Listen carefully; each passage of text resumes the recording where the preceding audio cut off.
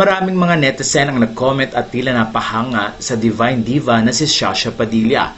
Isang video kasi ang ikanyang ipinakita na kung saan ay kumakain ito ng tuyo, dilis at pati na rin sinangag na kung saan ayon kay Shasha ay favorite niyang breakfast.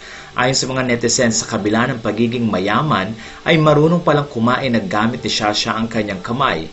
Kitang-kita rin ang excitement niya kaya naman maraming netizen ang tila natulo ang laway at natakam sa breakfast na ito.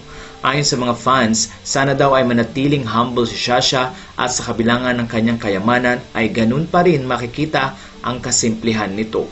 Samantala natutuwa naman ng mga fans dahil tuloy-tuloy pa rin ang pag-ibig ni Shasha at nakikita rin nila ang pagmamahal ni Shasha kay Dolphy sa kabila ng wala na ito.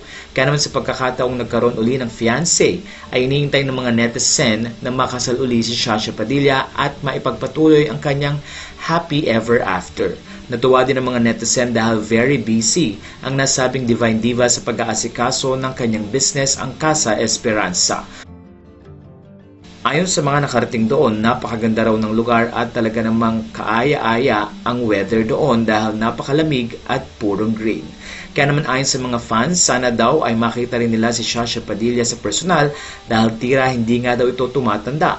Napansin nila na habang kumakain si Shasha, parang bata nga ito dahil walang makeup. Kaya naman ayon kay Shasha, nagpapasalamat siya sa mga kaibigan at mga fans na sa kabila ng tagal niya sa show business na inabot na nga ng 4 at mahigit na dekada, ay nakikita pa rin niya ang pagsuporta ng maraming Filipino lalo na sa kanya bilang singer at artista.